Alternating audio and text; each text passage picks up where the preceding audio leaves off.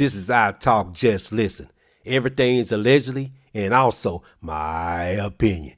Alright then, let's get it.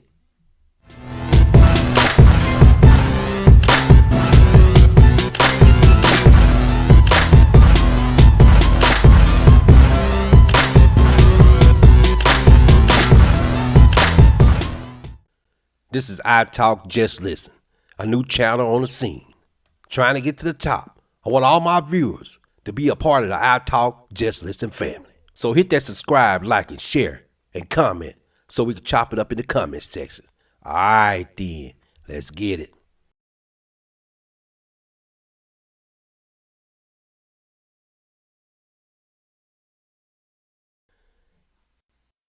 It looked like Jason Whitlock and came down the hill. He went in on Deion Sanders. He went in on him.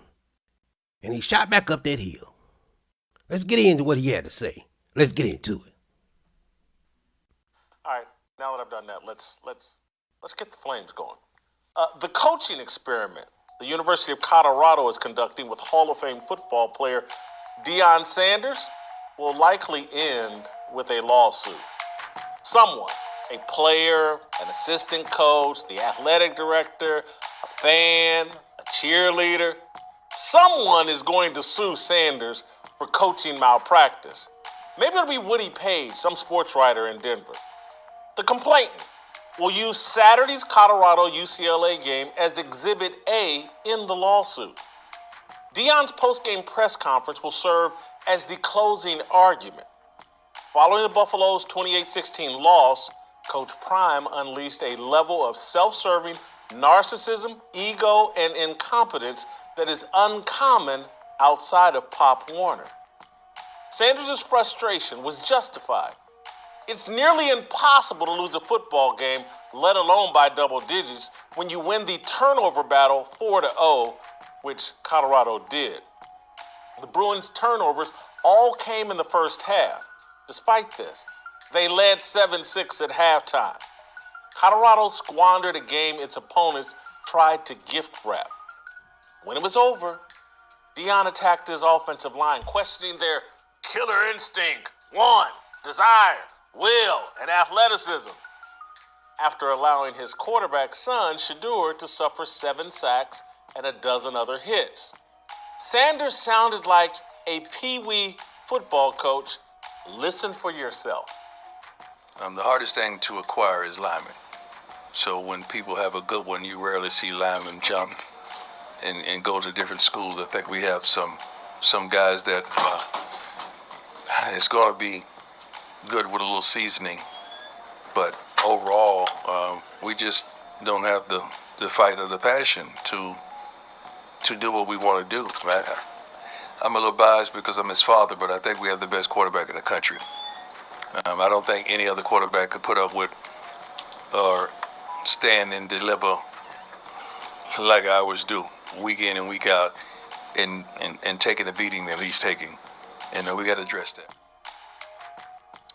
So let's be clear here. That is not coach talk. That's how fans talk. That's how Little League coaches talk. That's how daddies talk. At the collegiate level, offensive linemen are developed.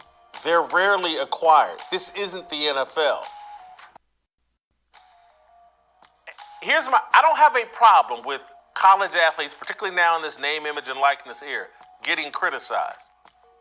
But the strategic malpractice for everyone to ignore what Colorado was doing strategically that put this offensive line, put the quarterback in jeopardy, never discussed. Colorado can't run the football because Deion has never invested in the team's running game. Deion stands on that sideline and loves to see the ball in his son's hand. He's a dad coaching a peewee team. Colorado's refusal to run the ball is the primary reason Shedeur is the most sacked quarterback in college football. The offensive line talent isn't great, I will admit that. The all-pass strategy, though, is a big part of the reason the offensive line looks weak. So I'm looking at Deion. They never established the run. They never went to a play-action passing game because they never established the run. Shedeur just does the same thing over and over again because Deion's showcasing him for the NFL and trying to pad his stats. Take Deion off the pedestal. This is coaching malpractice that will end in disaster. Deion's going to be pointing fingers at Colorado. Colorado's going to be pointing fingers at him. Those kids in that locker room are miserable.